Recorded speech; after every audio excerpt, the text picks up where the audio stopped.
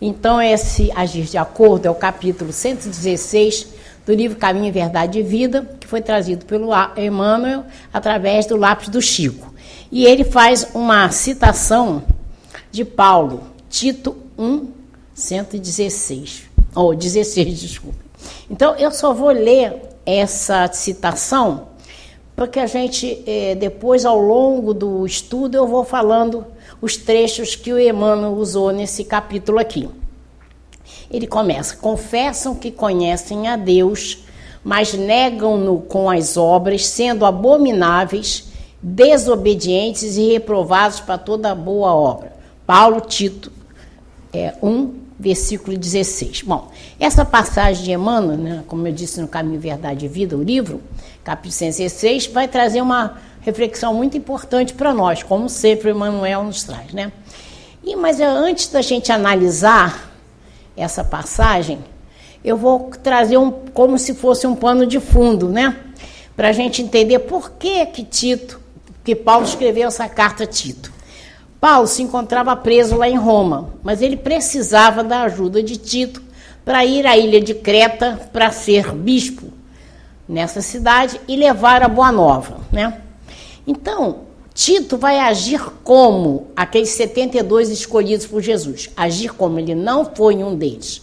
Mas se alguém quiser fazer uma pesquisa para saber sobre os 72 escolhidos por Jesus, está lá em Lucas 10, versículo de 1 a 24. Mas voltando a falar, Tito não foi um deles, mas foi agir como? A pedido de Paulo, né?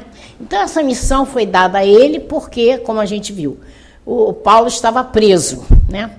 Então, ele escreveu essa carta a ele, pedindo para que ele fizesse esse trabalho, sentindo que ele poderia fazê-lo, né?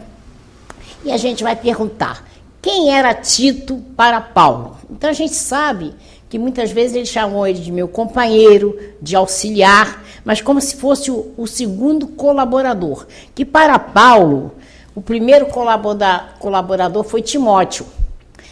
Mas a gente vê a citação de Tito em várias cartas paulinas, né? Então ele é sempre mencionado, mas tem um detalhe importante para a gente sentir como que Tito era importante para Paulo. Se nós olharmos em Coríntios 2, num momento de muita amargura de Paulo, ele escreveu o seguinte sobre Tito: Deus me consolou com a chegada de Tito. Então, ele realmente era muito importante, né? Mas muitas vezes tem citações em que ele o chama de filho, né? Assim como o Timóteo. Então, Paulo tinha total confiança em Tito que fosse fazer esse trabalho, né? Então, nós vamos ver o título, Agir de Acordo. Então, vamos analisar o que seria esse agir de acordo. Vai chamar a nossa atenção para quê? Para a nossa coerência. Ou seja, nós temos os ensinamentos de Jesus e, ao estudá-lo, nós temos que agir de acordo. Não cabe a muitos mais de nós, que já temos o caminho estudado, sabedores do que devemos fazer, não cabe mais a nós não agir de acordo, né? Então, a nossa busca, quando há uma busca nossa para esse crescimento espiritual, uma busca sincera, nós vamos entender a importância dos ensinamentos, a importância de colocá-los em prática, porque todos nós sabemos que nós temos uma grande missão, cada um de nós, independente da profissão que tenha. A nossa missão é aproveitar a nossa reencarnação. Ela existe para que a gente possa crescer espiritualmente. Sabemos que alguns espíritas e espíritos nos dizem, né, nós já devemos ter por volta de 300 reencarnações, e se a gente for parar para pensar, como nós ainda estamos engatinhando. E lembrando que muitas vezes somos chamados a atenção que nós somos trabalhadores da última hora. Aí eu pergunto, qual o mérito de ser trabalhador da última hora se a gente ainda não aprendeu tudo que tinha que aprender? Como eu disse, trabalhador de última hora, mas nós fomos chamados a tantas outras horas, tantas outras reencarnações, e nós não correspondemos. Porque se a gente tivesse correspondido, com certeza ainda não estaríamos no planeta de provas e expiações. Então, é muito importante a gente fazer o que nós estamos fazendo agora, estudar. E que a gente tenha essa noção da importância do estudo, que não se fique circunscrito só a uma palestra pública. Todos os centros espíritas que a gente frequenta tem uma biblioteca farta de livros, a nossa está lá embaixo, que fica à disposição das pessoas pegarem os livros, estudarem. Caso tenha alguma dificuldade, pergunte a alguém da casa, já estudioso, já de mais tempo. Os nossos cursos aqui, né, temos cursos básicos, curso suplementar, que nos dão a oportunidade de conhecer o caminho. Se eu não conhecer o caminho, como eu vou poder agir de acordo? Essa é nós temos que ter esse objetivo na nossa vida. Seguir o caminho traçado por Jesus. E se nós não o conhecemos, nós não teremos condições de agir de acordo, né? Então, a nossa fidelidade, o nosso compromisso está em estudar o Evangelho de Jesus. E nós temos aí, como eu disse, uma farta bibliografia, além da própria doutrina espírita. Lembrando que Jesus, quando esteve aqui, ele disse que não poderia falar tudo, porque o homem naquela época ainda não era amadurecido. Mas mais adiante ele mandaria o Consolador prometido, que explicaria o seu caminho, traria o seu caminho muito mais bem explicado. Nós sabemos que é a doutrina espírita, que está aí nos trazendo, através dos espíritos, esse caminho mais bem explicado.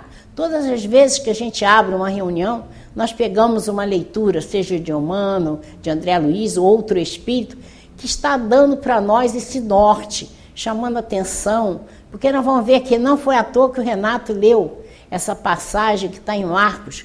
Isso vai ser muito importante no nosso estudo, vigiai e orai. Ele é muito importante para a nossa caminhada. Então, a gente sabe da importância de estudar o Evangelho.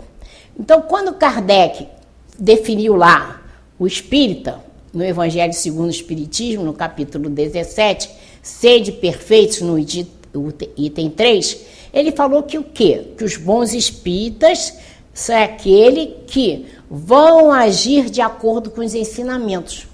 Não é aquele que é perfeito.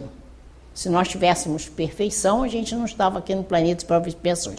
Mas a gente tem a possibilidade de aperfeiçoar-se a cada minuto. A cada instante a gente pega os ensinamentos e coloca em prática. E a gente vai crescendo espiritualmente. Então é aquele que o espírito, ele vai ser reconhecido pela transformação moral que ele faz. Isso que é muito importante a gente entender. É esse tópico que é o importante para nós. Então, a gente se empenhar em fazer a nossa reforma íntima para a gente fazer a nossa renovação moral. Então, é esse agir de acordo, é essa finalidade que nós temos que desenvolver e é essa fidelidade também que temos que ter. Então, a gente vai começar o texto, né? Saímos já da passagem que ele trouxe, a gente vai ver o versículo que ele trouxe aqui. Confessam que conhecem a Deus, mas negam-no, com as obras sendo abomináveis e desobedientes e reprovados para toda obra. Então, o que Paulo quis nos dizer aqui? É justamente que nós que estamos vinculados a uma religião, às leis divinas, nós não podemos ter uma atitude contraditória. A nossa atitude deve estar de acordo com aquilo que a gente está aprendendo. Porque é para o nosso bem, é para que nós possamos nos transformar. Então, essa postura é uma coisa mais antiga da humanidade, essa da incoerência. Essa postura de incoerência no campo da religiosidade antiga, que já existia antes nos tempos de Moisés, nos tempos de Jesus, e continuou existindo ao longo dos séculos e continua até hoje. É um dos grandes desafios para o mundo, para o próprio progresso da humanidade. Aqueles que já são conhecedores das leis divinas, né, e que agem em contradição com essas orientações, o que eles estão tomando? Uma posição equivocada que vai prejudicar a ele e aos que estão à sua volta. Porque imaginemos, A gente vê, por exemplo, Renato está sempre estudando, fazendo estudos. E aí, determinadas... A gente erra, claro. Mas ter uma postura não espírita na rua, as pessoas vão dizer, ué, mas não é isso bem que a gente aprende. A gente tem que entender que nós podemos ser, devemos ser a representação viva do Evangelho. Não estamos querendo que sejamos perfeitos, mas a gente tem que primar pela busca de errar menos, porque a gente vai se confundir, a gente pode confundir as pessoas que estão à nossa volta, que aí elas não vão entender muito bem a posição que nós temos que ter em relação a Deus, a religião, a Jesus, porque a gente agindo de forma incoerente, nós vamos distorcer tudo aquilo que a gente aprendeu e não vamos agir de acordo. Então, aqueles que são contraditórios, aqueles que reiteradamente se mantêm numa linha de incoerência perante a religião, que eles pregam ou adotam, são aqueles que vão prejudicar aquela religião. Vão de prejudicar as pessoas, como eu disse, na visão que eles terão em relação à própria religião, a Deus, a Jesus, porque eles vão agir de forma incoerente, não de acordo com os ensinamentos de Jesus. Muitas vezes, como cristãos, adotamos desde sempre uma postura de profunda incoerência com relação aos princípios do amor, da humildade, da indulgência, né? Trazendo um total distanciamento da verdadeira proposta de Cristo. Então, o que a gente aprende na doutrina espírita? Que a gente possa utilizar para o nosso crescimento espiritual. Ela nos chama a atenção da importância de não sermos egoístas, não sermos orgulhosos. A gente não pode julgar as pessoas, nós temos que ter compaixão, indulgência, perdoar, tolerar, ter amor. Então, se nós estudamos isso, da importância da nossa atitude e vamos agir com incoerência, nós vamos nos prejudicar e prejudicar as pessoas que estão à nossa volta, né? Então, nós vamos ter uma postura incoerente em relação aos ensinamentos. Então, é o que a gente vai ver aqui, a importância de estudar, a importância de ver a preocupação dos espíritos trazendo para nós, como Emmanuel, os ensinamentos, chamando a atenção aqui e ali, despertando a nossa atenção para que a gente não se desvie do caminho. Se a gente se desviar, a gente vai voltar, sem a gente se culpar. Somos afeitos a erros, né? Então, quando a gente não age de acordo, a gente pode criar estereótipos, resistências, preconceitos, ódio mesmo com relação àqueles que já são puro amor. Distorção essa por nossa postura de incoerência. Então, ao pensarmos, né, isso, a gente lembra de uma fala muito importante de Jesus sobre o sal da terra. Ele nos diz que o sal da terra se tornou insípido e que para mais nada serve, se não para nada servir, vai ser lançado fora e pisado pelos homens. Então, ele quis dizer aqui o seguinte: aqueles que receberam a mensagem do Evangelho já deveriam ser aqueles que estariam por contato, pelo conhecimento, já deveriam agir de acordo com essa influência benéfica. É esse conhecimento que vai nos proteger da corrupção, do erro, das distorções morais, né?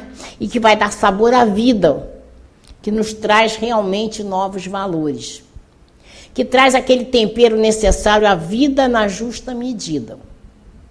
Enfim, como esse sal muitas vezes, ao longo dos séculos, se tornou insosso e afastou-se da sua função primordial, ele acabou sendo desprezado e acabou sendo pisado pelos homens. Essa é a representação. Vemos então na fala de Jesus uma imagem da religião, especialmente o cristianismo, que muitas vezes vai ser mal visto, mal compreendido por vários corações, justamente porque aqueles que deveriam salgar, entre aspas, a terra e fazer toda a diferença, transformar o mundo melhor, eles não estão agindo de acordo, não fizeram a sua parte. E ao invés disso, se desviaram para seus interesses pessoais, para disputas, completamente distanciadas dos valores do Evangelho, que o Evangelho propõe para nós. E é esse simbolismo do sal que nos mostra que acabou sendo pisado porque perdeu a sua característica. Ou seja, aqueles que deveriam salgar a terra com as suas atitudes coerentes ao Evangelho, distorceram totalmente os ensinamentos, portanto, para mais nada presta. Então é preciso que, enquanto cristãos, resgatemos essa linha de coerência, né, e agir de acordo com a mensagem que ele nos chama a atenção, irmão, agir de acordo. O mais fundamental no Evangelho, nos tempos modernos, é a coerência e a vivência. Como eu falei, nós estamos, né, vivenciando, para muitos, a última oportunidade, né, de aproveitar a reencarnação. A gente pensa assim, ó, no tempo dos nossos bisavós, nasciam 20, depois os avós 12, e o troço foi estreitando. Agora, quando o casal tem um filho, já a gente, nossa, já é uma beleza. Não se falando da novidade de bebê reborn, né? Que as pessoas estão trocando, aí olha aí, não estão agindo de acordo, porque não estão dando oportunidade de vir um ser para poder crescer espiritualmente. Então, a coisa está estreitando. Então tá, vou deixar para a próxima reencarnação. Quanto vai ser a sua próxima reencarnação? A população, dizem, né, que a população espiritual vai ser 3 vezes maior do que a nossa. E se está estreitando o renascimento, vai estreitar muito mais a nossa vinda. Nós vamos levar muito mais tempo para ter oportunidade de fazer a diferença no nosso crescimento espiritual. Então, se nós já estamos a caminho, vamos aproveitar esse tempo para fazer hoje, agora, e não vamos postergar mais, né? Então, disse Emmanuel que o tempo da palavra vazia já passou. Mas o chamado foi de agora, foi o de sempre. Todas as nossas reencarnações nós fomos chamados. Mas agora é amplificado pelas vozes do Consolador, né?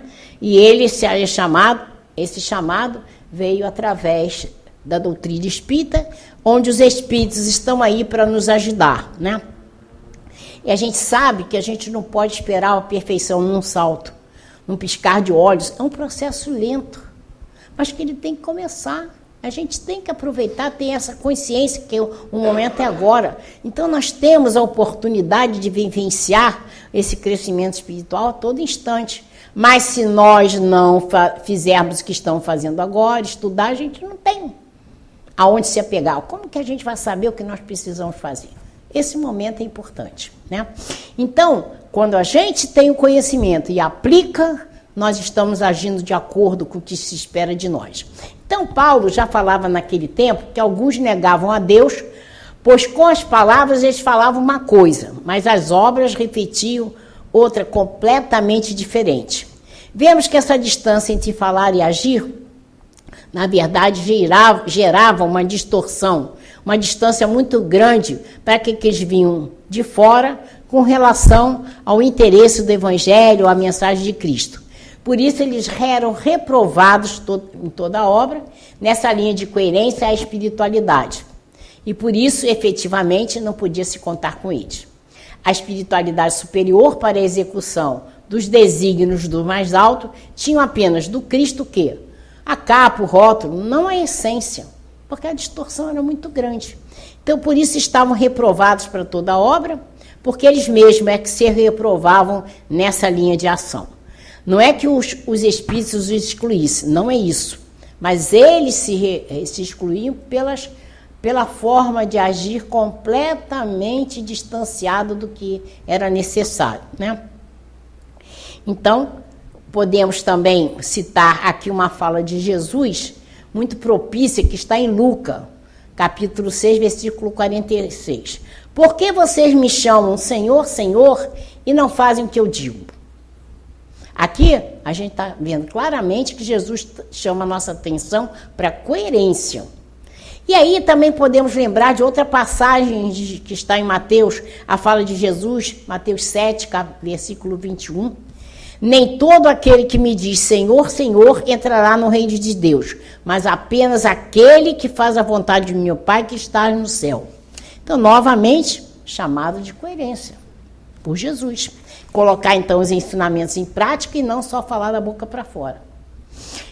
Então, Jesus ensinou que a questão decisiva é que a pessoa tem que fazer a vontade do Pai e não apenas dizer Senhor, Senhor. Temos que ser coerentes nas nossas ações, agir de acordo. E Jesus disse mais, quando comparou aqueles que ouvem suas palavras e a praticam, ele os comparou àquele homem prudente que construiu sua casa na rocha.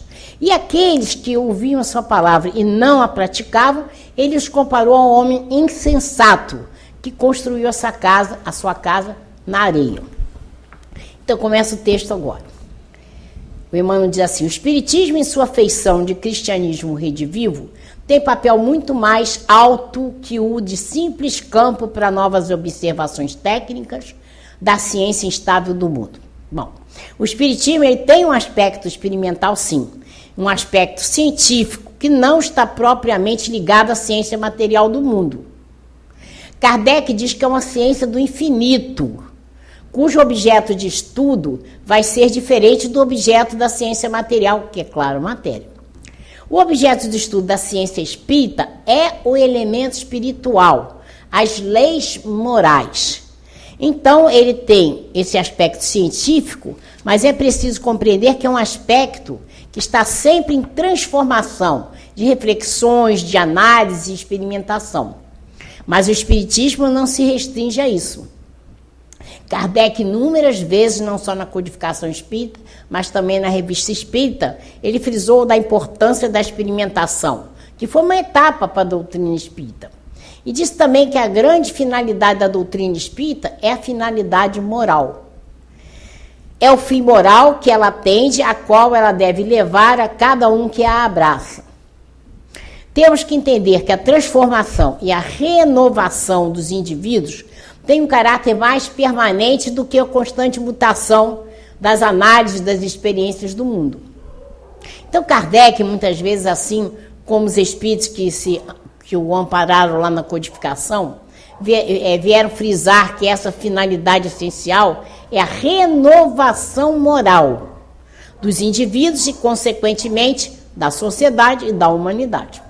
É essa feição propriamente do cristianismo redivivo, que o Espiritismo assume, né? Porque age porque assim como no Evangelho, assim como as mensagens cristãs, em essência mais pura, o que ela visa? É o coração do homem, né? É visado o sentimento, a transformação moral dos indivíduos à luz das leis morais, que em Jesus foram vividas por ele, por seu exemplo incomparável. E é isso que Emmanuel está dizendo aqui. Em outra ocasião, Emmanuel comentou o seguinte, que entre fazer experimentações por alguns anos, né, para resolver problemas da vida eterna, fazer pesquisa sobre tipos de mediunidade, tipos de médiuns, e se a pessoa se ela se perder nisso daí, e quando ela parar, ela estará exatamente como ela começou, sem uma transformação moral, ela perdeu tempo. Aqui a gente não está condenando as experimentações, mas aliado a isso tem que ter a transformação do homem. Isso que é importante, né? Pode até sair, às vezes, essas pessoas com algum conhecimento, mas elas estão até com possibilidade de se sentirem mais orgulhosas, porque sabem mais do que os outros. Mas o que elas vão saber de renovação? Será que elas aprenderam o que é humildade, caridade, perdão? Isso que é importante. Então, o que adiantou fazer tudo isso, as experimentações, se não aproveitou para se transformar moralmente, né? Então, não que esteja menosprezando o lado científico, não é isso. Porque isso a gente lembra que Kardec falou que essa experimentação foi importante. Foi uma etapa da doutrina espírita. Sabemos que muitas experimentações foram feitas para se obter o resultado da doutrina espírita. Kardec deixou isso claro. Mas não fugiram do objetivo que é trazer para nós que a gente tem que fazer a nossa transformação moral, né? O nosso grande objetivo, a gente não pode perder o foco, essa finalidade, Estamos reencarnados para crescer espiritualmente. Isso que os espíritos têm muita preocupação em trazer esse conhecimento para nós, né? Então, o que não podemos fazer é confundir os meios, os processos, os instrumentos com aqueles objetivos, com as finalidades real que nós precisamos entender. E que o cristianismo redivivo trouxe, como eu falei, é a doutrina espírita, o Consolador prometido, que traz os ensinamentos para nós. Então, quando a gente vai estudar a doutrina espírita, além dessas ferramentas que eu já falei, nós temos que ver uma coisa que é muito importante, que a doutrina espírita traz para nós, mostrando que somos imortais.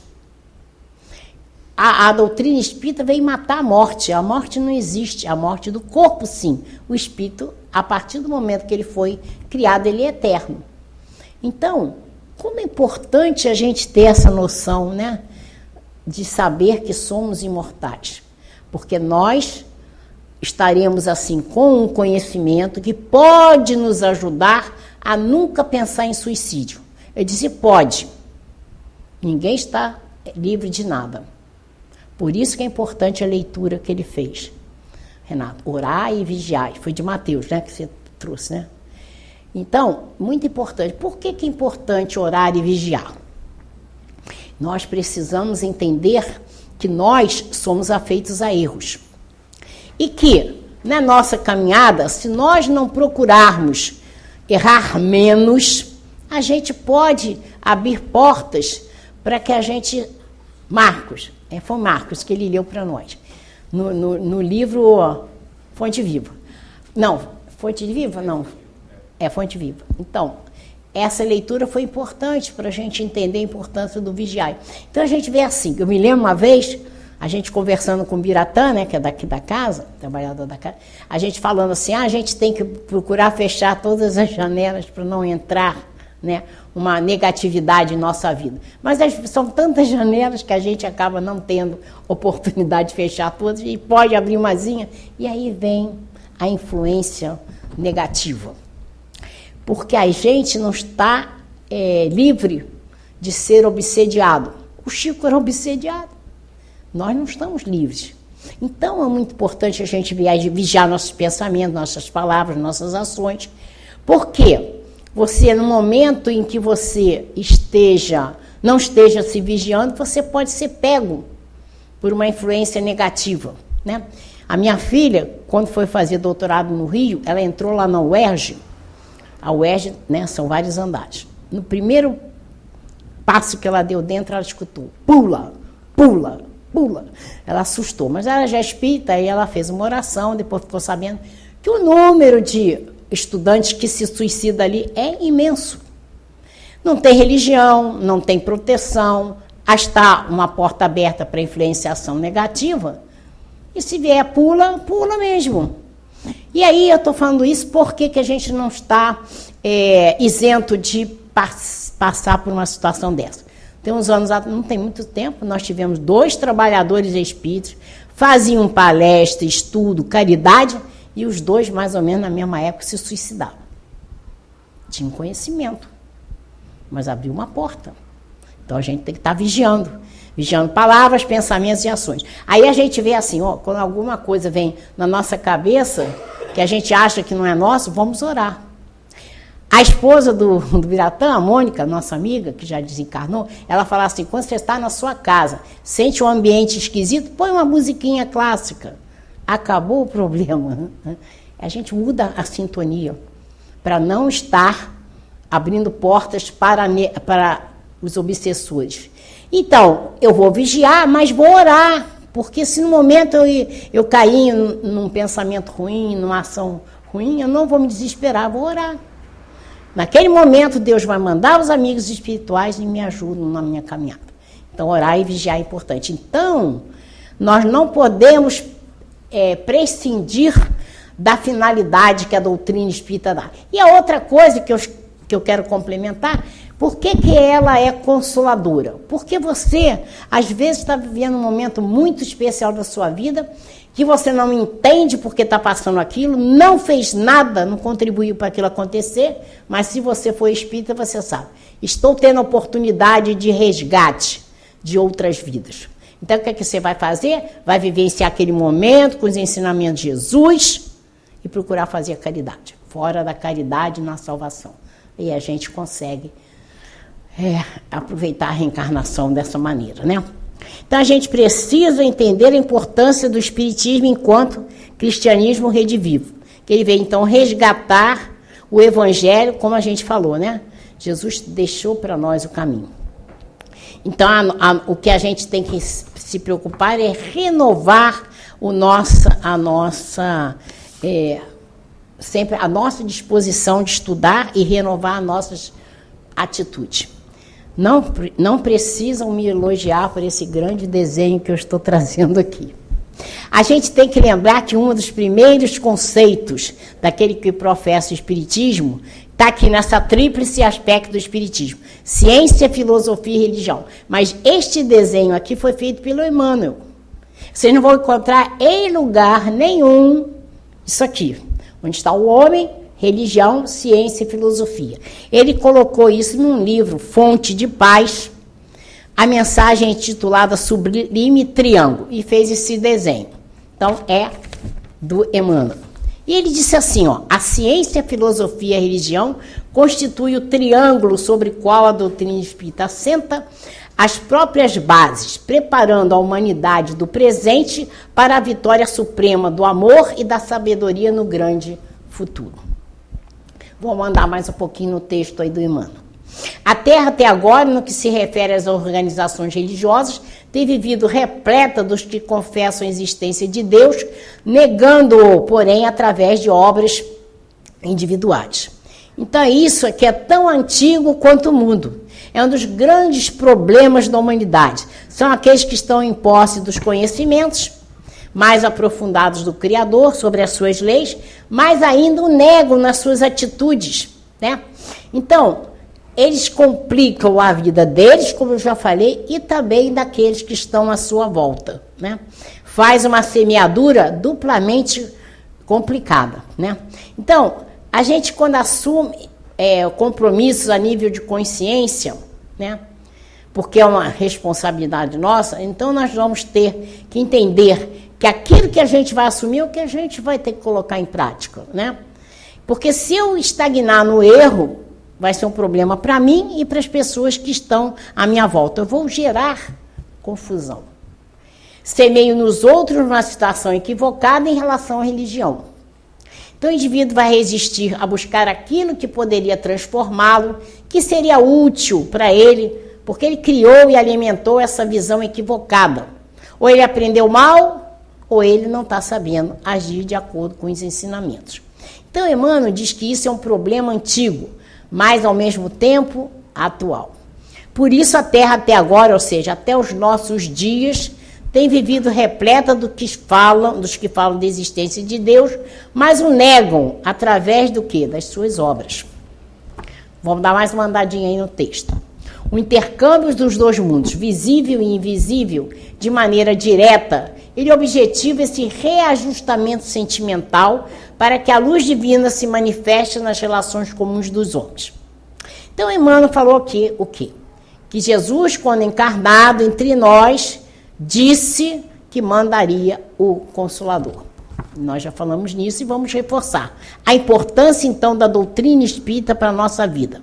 Então, o Consolador veio para nos lembrar das nossas finalidades esquecidas. A gente não teve tantas outras vidas e ainda não correspondeu, nós esquecemos.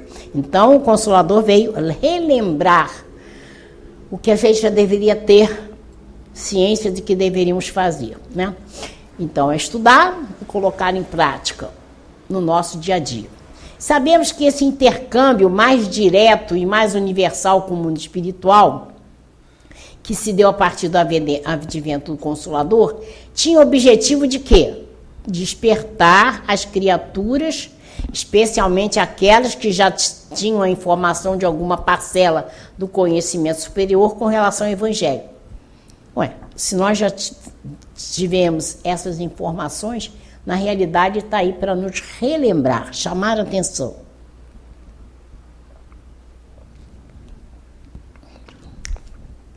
Detalhe é que, embora informado, estavam relutando em adotar a postura de agir de acordo com a postura ou seja, a postura de coerência. Isso me faz recordar o próprio prefácio do Evangelho segundo o Espiritismo, quando o Espírito de verdade traz uma mensagem nesse sentido. E Kardec colocou uma nota dizendo o seguinte: expressão do Espiritismo trazendo qual é o seu objetivo. Então vamos ver o que o Espírito de verdade trouxe no prefácio do Evangelho segundo o Espiritismo. Eu vos digo em verdade que são chegados os tempos em que todas as coisas hão de ser restabelecidas no seu verdadeiro sentido, para dissipar as trevas, confundir os orgulhosos e glorificar os justos. Então, ou seja, nós estamos nesse momento mais propício, porque o nosso planeta de prova e expiação já começou o processo de regeneração.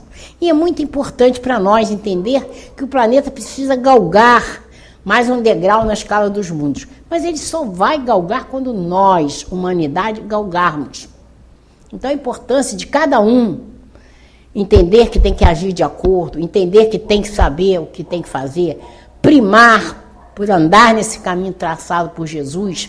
Se errou, não se desespere, volte ao caminho, porque você, muitas vezes, nem precisa levar a palavra, haja de acordo, porque você vai ser o exemplo. Né? A gente não diz que o exemplo arrasta. Então a importância de nós nos transformarmos para ajudar o planeta e toda a humanidade a transformar, porque o planeta só vai galgar para a regeneração, chegar finalmente à regeneração, quando todos no mundo estiverem na postura de regenerado, né?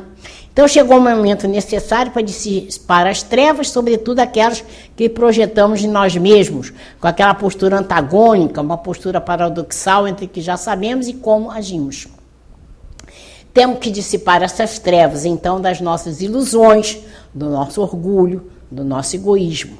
Confundir orgulhosos aqueles que julgam superiores por seu conhecimento, mas que na realidade não agem de acordo com ele. São aqueles que vão criar embaraços para o progresso da humanidade, para o progresso de si mesmo e para os outros, porque ao não agirem de acordo com os conhecimentos trazidos por Jesus, vão trazer confusão, incompreensão, com atitudes incoerentes e equivocadas, né? Então a gente sabe que às vezes até os próprios religiosos podem nos confundir por serem orgulhosos, né, e agirem em desacordo com os ensinamentos. Porque ao longo dos séculos, muitas vezes aqueles que verdadeiramente agiam de acordo não eram compreendidos. Eram taxados de heréticos, de loucos, de fanáticos, por isso eles eram perseguidos, humilhados pelos orgulhosos. Os séculos e a história nos mostra, né, isso. Hoje, infelizmente, os que não estão em busca da vivência espiritual, não só no cristianismo, mas em qualquer segmento religioso, não serão entendidos e serão perseguidos por aqueles que agem de acordo que não agem, de acordo efetivamente com os princípios da lei divina. Então, Emmanuel está nos alertando sobre isso. E a gente vai ver aqui no prefácio do Evangelho segundo o Espiritismo, né, a gente também tem, como nós falamos, além do prefácio do Evangelho, nós temos também no Livro dos Espíritos, na questão 627, o que os Espíritos nos dizem. A nossa missão consiste em abrir os olhos e ouvidos a todos, confundindo os orgulhosos, desmascarando os hipócritas, os que vestem a capa da virtude e da religião, a fim de ocultarem suas torpezas. Olha a chamada que eles nos fazem. Então, sabemos que o intercâmbio dos dois mundos tem esse objetivo, desse reajustamento sentimental, né, das relações comuns do homem com Deus. Ou seja, para que possamos realmente expressar essa luz divina, não apenas em máscara, não apenas em hipocrisia. A adoração legítima a Deus, já dizia Jesus, é em espírito e em verdade. É essa que a gente busca. É essa que precisa ser resgatada. É essa que será edificada para o mundo de regeneração. Então, existem aqueles que não vivem isso, embora queiram aparentar que vivam. diante desses novos conhecimentos, diante dessa nova compreensão, vão cada vez estar em situação mais difícil para ocultar as suas torpezas. Ou seja, quanto mais pessoas tiverem o conhecimento e colocarem em prática, aquelas que dificultam a nossa caminhada vão ficar cada vez em situação pior. Enquanto que aqueles que estavam muitas vezes na obscuridade, desprezados ou incompreendidos, mais sinceros na vivência, vão ser cada vez mais elevados em sua justa posição de mérito, de reconhecimento. Não que eles busquem isso, mas serão reconhecidos porque eles estão agindo de acordo com os ensinamentos de Jesus. Então é isso que eles, os Espíritos, disseram aqui. Estamos encarregados para preparar o reino do bem anunciado por Jesus. Essa é a finalidade deles. Por isso não é preciso que cada um interprete a lei de Deus ao seu capricho, né, as suas vaidades, falseando o sentido da lei de amor e da caridade. Isso que a gente tem que prestar atenção. Temos que ser fiéis aos ensinamentos de Jesus. Então, eles deixaram claro que o objetivo deles é ensinar, deixar claro para todos o que é a lei divina. Como ela deve ser aplicada, como deve ser a postura do espírita, né? Então, a gente tem que entender como nós temos que agir. Tendo conhecimento, nós vamos agir de acordo. Essa adoração penetra na vida das criaturas, mas nas relações comuns, e que traduza no nosso dia a dia em mais generosidade, mais amor, mais indulgência, mais bondade. Ou seja, fazer o que Deus e Jesus esperam de nós. Deus nos olha como seres angelicais, só está esperando que a gente chegue lá. Ele não tem pressa, ele dá a oportunidade de reencarnação para a gente ter a oportunidade a cada uma delas progredir, né? É isso que é preciso para que a luz divina se manifeste nas relações comuns dos homens.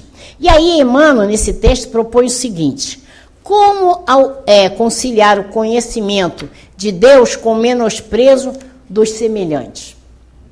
Então, o apóstolo João chamou nossa atenção, deixou para nós o seguinte ensinamento. Aquele que ama a Deus e aborrece seu irmão é mentiroso, não está com a verdade. Se disser fiel devoto, mas com relação ao próximo não reflete amor, está iludindo a si mesmo e tentando iludir aos outros. E ele chama a atenção para outro ponto muito importante. Quando as pessoas dizem, amo a Deus, como você vai amar a Deus se você não consegue amar o irmão que você vê? Como você vai amar o Deus que você não vê? Então a gente tem que entender a mensagem de Jesus. Amar ao próximo como a si mesmo. Como eu me amo. Se eu não fizer, tentar pelo menos fazer minha reforma íntima, eu não me amo. Se eu me amar, eu tenho condição de amar o próximo. Então eu tenho que entender que a minha vida é me transformar numa pessoa melhor, fazer minha reforma íntima e fazer a caridade. Volto a dizer, fora da caridade na salvação. E quando eu amo o próximo, é o momento que eu estou amando a Deus, né? E a gente tem que lembrar que André Luiz deixou claro que entre nós e Deus o próximo é a ponte. As antigas escolas religiosas, à força de se regimentarem como agrupamentos políticos do mundo sob o controle do sacerdócio, acabaram por estagnar os impulsos da fé com exterioridades que aviltam as forças vivas do espírito. Então, ao longo dos séculos, as denominações religiosas complicaram muito a vida do homem, né? E aí elas complicaram, trazendo o quê? Um aviltamento e estagnação do impulso da fé. Kardec vai comentar no Evangelho segundo o Espiritismo, capítulo 8, item 10, quando fala das religiões. Ele diz que o objetivo da religião é conduzir o homem a Deus, mas isso só se faz quando o homem se aperfeiçoa. Então, a religião que não torna o homem melhor, né, é uma religião que não está indo de acordo com os ensinamentos de Jesus. E se não for de acordo com os ensinamentos de Jesus, ele vai fazer o quê? Com que as pessoas se tornem supersticiosas, hipócritas ou fanáticas, né?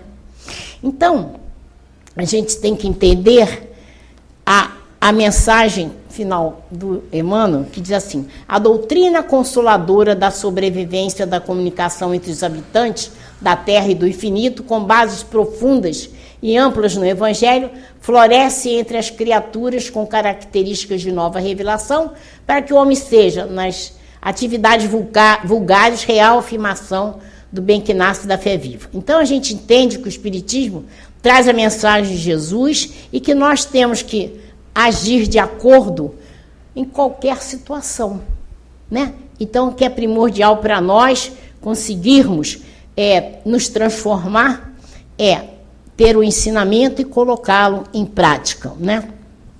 Entender que a luz divina invade a sombra e a limitação humana. Então, nós temos que trazer o reino de Deus para nós. E para a gente terminar, eu vou trazer uma palavra do Espírito de verdade, que está no prefácio do Evangelho segundo o Espiritismo, que é maravilhosa. As grandes vozes do céu ressoam como sons de trombetas e o cântico dos anjos se lhes associam.